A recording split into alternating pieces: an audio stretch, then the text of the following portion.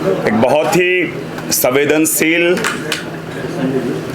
और मानवीय पक्ष इसमें जुड़ा हुआ है। इस मुद्दे को लेके आपके समक्ष हम लोग उपस्थित हैं। अभी 2 दिन पूर्व 22 से 23 तारीख को नेतरहाट के घने वादियों में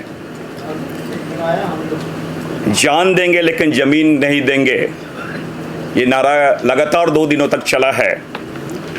और ये नारा विगत 28 वर्षों से 1994 से सत्याग्रह के माध्यम से आदिवासियों के द्वारा ये नारा लगाया जा रहा है। ये नारा क्यों लगाया जा रहा है? नेतरहाट फील्ड फायरिंग रेंज स्थगित करो, इस निमित्त ये नारा लगातार लगाया जा रहा है। और इसकी वजह क्या है? नेतरहाट फील्ड फायरिंग रेंज जो अधिसूचना जारी की गई है उसमें 1471 वर्ग किलोमीटर क्षेत्र को अधिसूचित किया गया, जिसके अंतर्गत 245 गांव चिन्हित किए गए, अधिसूचित किया, जहां के लाखों आदिवासी विस्थापित होंगे और इस विस्थापन से आदिवासियों की अस्मिता, परंपरा, संस्कृति और जीने का जो मौलिक अधिकार है उसका हनन होगा। और ये इसलिए बहुत महत्वपूर्ण है कि जो जीवंत दस्तावेज है भारत का संविधान के अनुच्छेद 21 का ये घोर उल्लंघन है, जहां संविधान के अनुच्छेद 21 में किसी भी व्यक्ति के जीने का और उसके निजी स्वतंत्रता का और गरिमा को सुनिश्चित करता है, और उसका ये घोर उल्लंघन कहीं ना कहीं से है। मैं एक बात थोड़ा स्पष्ट कर देना चाहता हूं, क्योंकि ये फील्ड फायरिंग रेंज सेना से जुड़ा हुआ मसला है। तो सामान्यतः चर्चाएं या बहुत सारी एक परसेप्शन बना देता है लोग कि आदिवासी लोग सेना का विरोध कर रहा है। मैं आपको स्पष्ट कर दूं, इसी जहां जो अधिसूचित क्षेत्र है गुमला के डुमरी प्रखंड के अंतर्गत जारी प्रखंड जो है, वहां का धरती पुत्र जो आदिवासी समुदाय से आते हैं, अल्बर्ट एक्का, वो ना केवल अविभाजित बिहार और झारखंड वरन ईस्टर्न जोन का, पूरे पूर्वोत्तर क्षेत्र जो है, पूर्वी जोन का वो पहला मरणोपरांत जो सेना का सर्वोच्च पदक होता है, परमवीर चक्र, उसे प्रदान किया गया है। और अभी हाल के दिनों में कारगिल युद्ध हुआ तो उसी अधिसूचित क्षेत्र के गुमला से 3 सेना सैनिक, अगस्तु सेक्का जी हैं, विश्राम उरांव जी हैं, बुधन मुंडा जी हैं, जिन्होंने अपनी शहादत दी है। और आज भी उस क्षेत्र के असंख्य लोग सेना में कार्यरत हैं। तो इसलिए मैंने इस बात को कहा कि ये किसी सेना का विरोध नहीं है। सुरक्षा हमारी सबसे देश के लिए बहुत आवश्यक है, लेकिन जो नीतियां बनाई गई हैं उसके खिलाफ सरकार के विरुद्ध आवाज है। इसके पूर्व भी राष्ट्रीय विकास में ये जो माइनिंग क्षेत्र है, कोयला हुआ, लोहा हुआ, बॉक्साइट हुआ, और साथ ही साथ इंडस्ट्रियलाइजेशन के माध्यम से या इंफ्रास्ट्रक्चर डेवलप करने के लिए ये बड़ी बड़ी जो परियोजनाएं बनाई गई हैं, उसमें सबसे ज़्यादा आदिवासी उससे विस्थापित हुए हैं। और मैं इसलिए इस बात को कह रहा हूं कि संविधान का कहीं ना कहीं उल्लंघन हो रहा है, क्योंकि ये क्षेत्र 5वीं अनुसूची का क्षेत्र है। और 5वीं अनुसूची में जिसमें स्पष्ट है ये संविधान में अस्थायी उपबंध है। आर्टिकल 370 अस्थायी उपबंध था, ये तो अस्थायी उपबंध है। इस अस्थायी उपबंध में शेड्यूल 5 में आदिवासियों के संरक्षण, संवर्धन का और पूरा ब्यौरा जिसमें दिया गया है। और तो और उसमें यह भी प्रावधान किया गया है कि कुछ ऐसी चीजें ना करें, ऐसी जिसके कारण जो डेमोग्राफिक प्रोफाइल है और जिसके करते आदिवासी आउटनंबर्ड न हो जाए, उनकी संख्या घट ना जाए, ये स्पष्टतः शेड्यूल 5 में किया गया है। लेकिन इस परियोजना से जहां लाखों लोग डिस्प्लेस हो जाएंगे, तो संविधान के आर्टिकल 21 5th शेड्यूल का एक घोर उल्लंघन है। और सबसे बड़ी बात है इसमें, शेड्यूल 5 में गवर्नर महामहिम को, जो शेड्यूल 5 और संविधान के कस्टोडियन हैं, जिनको ट्राइबल एडवाइजरी काउंसिल जनजातीय सलाहकार परिषद के माध्यम से आदिवासियों की परंपरागत जीवन शैली, उनकी परंपरा, उनके रूढ़िवादी जो जिसे कहा जाए परंपराएं, संस्कृति जो है, उसके प्रोटेक्शन के लिए स्पेशल प्रावधान दिए गए हैं। इस परियोजना से उसका भी उल्लंघन हो रहा है। और तो और एक तरफ तो संसद में कानून पास होता है, राइट टू फॉरेस्ट एक्ट 2006, जिसके तहत ये बोला गया है कि जो कॉलोनियल रूल थे, जो औपनिवेशिक वन में जो अधिकार थे, उसको खत्म करने के बाद जो परंपरागत रूप से सदियों से जो लोग वहां निवास करते रहे, स्पेशली ट्राइबल्स, आदिवासी, उनको न केवल व्यक्तिगत बल्कि सामुदायिक जो परंपराएं हैं उसका भी अधिकार दिया गया है। और जो नोमैडिक ट्राइब है, वो वहाँ के जो फॉरेस्ट प्रोड्यूस है, उनका भी पूरा अधिकार दिया गया है। लेकिन जहाँ 245 गांवों से अगर विस्थापित आप कर देंगे, तो ये सारे प्रावधानों का कहीं न कहीं उल्लंघन है। सबसे बड़ी विडंबना तो ये है कि एक तरफ उसी क्षेत्र में, उसी नेत्रहाट प्लेटो के क्षेत्र में सरकार ने एलिफेंट कॉरिडोर बनाया है, और उसी क्षेत्र में टाइगर प्रोजेक्ट सरकार ने बनाया है, अधिसूचित किया क्षेत्र को।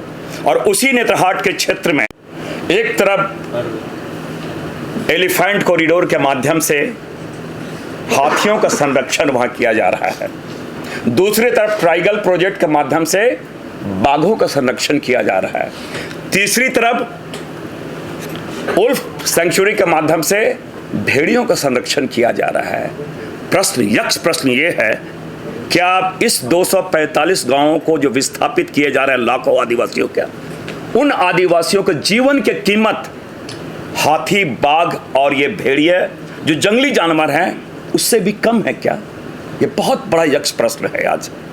इसलिए मैंने कहा, ये केवल आदिवासियों की बात नहीं है, किसी व्यक्ति के जीने का नैसर्गिक अधिकार और संवेदनशील और मानवीय पहलू से जुड़ा हुआ है। इसलिए आपके माध्यम से आपको ये सारी बातें यहाँ पर हम लोगों ने बतलाने का प्रयास किया, और ये बहुत ही गंभीर मसला है। और जब यहाँ पे क्योंकि 5वीं अनुसूची और संविधान के किसी भी राज्य के कस्टोडियन महामहिम राज्यपाल होते हैं। मैं अभी हमारे वर्तमान में मुख्यमंत्री आदरणीय हेमंत सोरेन जी, अभी बाबूलाल मरांडी जो पूर्व मुख्यमंत्री हैं, बंधु तिर्की जी और मैं और पूरे डेलीगेट्स केंद्रीय जनसंघर्ष मोर्चा और वहाँ के लोग, हम लोगों ने राजभवन के समक्ष धरना दिया, प्रदर्शन किया संवैधानिक तरीकों से, और एक शिष्टमंडल ले जाके हम लोगों ने फील्ड फायरिंग रेंज रद्द करो इसका ज्ञापन भी दिया। लेकिन इसके बाद कोरोना का काल आ गया, वो उनकी नए हमारे महामहिम राज्यपाल महोदय आ गए। हम लोगों की चिंता ये है कि 11 मई 2022 को ये परियोजना समाप्त होने वाली है, लेकिन इसके पूर्व ही 2002 में ये परियोजना समाप्त होने वाली थी, लेकिन उस समय बिहार सरकार ने 1999 में ही इसको विस्तार दे दिया। हमारे पास समय बहुत कम है, फिर से अगर ये विस्तार दे देती है तो 245 गांवों के 1471 वर्ग किलोमीटर के आदिवासियों का विस्थापन का जो दंश झेलना पड़ेगा, और दंश ही नहीं झेलना पड़ेगा, और सरकार के संवैधानिक प्रावधानों का जो घोर उल्लंघन और जो विडंबना, जो विरोधाभास है, इसलिए आपके माध्यम से हम लोगों ने ये सारी चीज़ें पब्लिक डोमेन में लाने का प्रयास किया है। और अभी 22 और 23 तारीख को हमारे किसान आंदोलन के राकेश टिकैत जी, माले के माननीय विधायक विनोद सिंह जी, मैं स्वयं, हम लोगों ने, सारे लोगों ने, और बहुत सारे सोशल एक्टिविस्ट लोग थे, वो वहाँ पे थे। और वहाँ पे 245 गांवों के ग्राम प्रधान, क्योंकि 5th शेड्यूल है, कहीं न कहीं ऐसा कानून भी अप्रत्यक्ष रूप से अगर लागू है तो ग्राम सभा के प्रधान वहाँ ग्राम सभा में पारित किया गया है, और अहिंसक तरीके से सत्याग्रह और संकल्प लिया गया है कि अप्रैल में वो पैदल मार्च करते, वही नेतरहाट के वादियों से पैदल मार्च करते हुए महामहिम के पास आएंगे, सरकार के पास, माननीय मुख्यमंत्री जी पास आएंगे, ज्ञापन देंगे कि इस परियोजना को अवधि विस्तार न दिया जाए, ताकि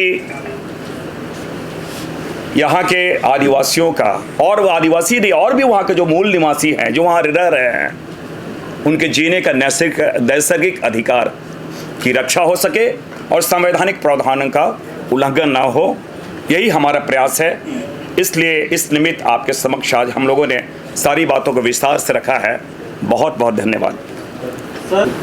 निश्चित रूप से मैंने कहा कि ये केंद्र सरकार की योजना है और हमारा भी प्रयास है, और क्योंकि कल तक सेशन था, हम हर स्तर पे, पार्टी का स्तर पे, जितने भी हमारे सोशल एक्टिविस्ट हैं और भी अदर जो दूसरे दलों के लोग हैं, हम जरूर चाहेंगे कि माननीय मुख्यमंत्री जी ने स्वयं देखा है और वो झारखंड के आंदोलन को उपज हैं, उन चीज़ों को देखा, और मुझे पूरी उम्मीद है कि सरकार इस आशय का पत्र दिल्ली केंद्र को जरूर लिखेगा कि किस प्रकार यहाँ पर लोग विस्थापित होंगे, और साथ ही साथ न केवल विस्थापन की बात नहीं है, मैंने कहा कि ये आपको मैं बता दूं, वो क्षेत्र इको सेंसिटिव जोन भी है, तो पर्यावरण के दृष्टिकोण से भी वो काफ़ी हानिकारक है। तो मुझे पूरी उम्मीद है, इसलिए हमने आज मार्च समाप्त हो रहा है, 1 महीने हमारे पास समय, से 1 महीने में हमें सारे वो जो औपचारिकताएं हैं उसे दूर करने का हम लोग प्रयास करेंगे, और उम्मीद है कि आप लोग के माध्यम से सरकार के संज्ञान में सारी चीज़ें आएंगी, इसकी गंभीरता को समझेंगे। और मैंने कहा कोई भी सरकार, क्योंकि कल्याणकारी राज्य है, किसी भी व्यक्ति के जीने का नैसर्गिक अधिकार का हनन वो नहीं करेगी। दो सवाल हैं। एक तो निश्चित रूप से मैं ज़रूर कहना चाहूँगा कि जो 17 में जो घोषणा की गई है, इसलिए मैंने आपके माध्यम से, हम लोगों ने सारे एक्टिविस्ट, मैंने कहा कि वो आपके माध्यम से इन बातों को पुनः सरकार के संज्ञान में हम लोगों ने लाने का प्रयास किया है। और साथ ही साथ हमारा ये प्रयास रहेगा कि हम हर चीज़ों को फॉलो करें। मैंने सारे लोगों से, जितने भी वहाँ केंद्रीय जन संघर्ष मोर्चा के लोग थे, सारे पदाधिकारी, उनसे बातें हुई हैं, और हमारा ये प्रयास है कि केवल घोषणा ना रह जाए, इसका फॉलोअप हो, और एक सुखद परिणाम जिसे कहा जाए वो हमें देखने को मिले। और साथ ही साथ मैं आपके माध्यम से ज़रूर कहना चाहूँगा कि निश्चित रूप से उस क्षेत्र में बहुत सारे इलीगल माइनिंग हैं, ये सरकार का दायित्व है, बातें भी आई हैं। और जिन चीज़ों को आपने पूछा, क्योंकि विनोद सिंह जी ने विधानसभा में प्रश्न किया और सरकार का उत्तर था कि हमें इस संदर्भ में कोई प्रस्ताव नहीं आया है, इसलिए चिंता का बहुत बड़ा कारण हो गया है कि एक तरफ क्योंकि माननीय मुख्यमंत्री जी, उस समय के तत्कालीन मुख्यमंत्री जी ने घोषणा किया है और उसके बाद भी आज भी उसके बारे में कोई कार्रवाई नहीं हुई, तो मैं समझता हूँ दुखद स्थिति है। और इसलिए हम लोगों ने ये निर्णय किया है कि हर स्तर पे हर चीज़ों को, जो चाहे टेक्निकल स्तर पे जहाँ पे जाना पड़े और विधि विशेषज्ञों को संभाल लेना पड़े, उन चीज़ों को देखते हुए इसका अवधि विस्तार न हो, ये हमारा प्रयास है। तो मैं आपको स्पष्ट कर दूं, हम अवधि विस्तार न हो, क्योंकि निश्चित रूप से लाखों लोग इससे विस्थापित होंगे। केवल एक विस्थापन की समस्या नहीं है, उसके साथ साथ सरकार के जितने प्रावधान हैं उन संवैधानिक प्रावधानों का भी उल्लंघन हो रहा है। तो बड़ा कंट्राडिक्टरी लगता है कि सरकार एक तरफ कानून बनाती है और सबसे बड़े कानून तोड़ने वाला कोई और नहीं है, व्यक्ति नहीं है, खुद सरकार है। तो बड़ा अजीब सा लगता है, बड़ा कंट्राडिक्टरी लगता है ये सारी बातें। इसलिए हमने कहा कि ये सरकार का नैतिक दायित्व तो बनता है इन चीज़ों को देखें और ओवरलैपिंग ना हो। अगर सरकार संसद से कानून बना रही है, सर्वोच्च पंचायत से कानून बना रही है, तो उन चीज़ों को देखना सरकार का काम है। इसलिए हमने कहा कि 1 महीना हमारे पास समय है, इन चीज़ों को देखते हुए एक बेहतर परिणाम हमें मिले और इस बार अवधि विस्तार ना हो, ये हम लोगों ने प्रयास किया। और हम लोगों ने संकल्प भी लिया है, हम लोगों ने वहाँ ओथ भी लिया है कि संवैधानिक तरीके से, अहिंसक तरीके से हम सत्याग्रह करेंगे और तब तक करेंगे जब तक सरकार अधिसूचना वापस न ले ले। सर, लोग ने गजट प्रकाशित की थी, प्रकाशित निश्चित, क्योंकि एक सरकारी प्रक्रिया होती है, ये जब तक गजट में नहीं आ जाए तब तक ये नहीं माना जाता है कि अधिसूचना वापस ले ली गई है। तो वो संवैधानिक प्रक्रिया है और सरकारी प्रक्रिया है।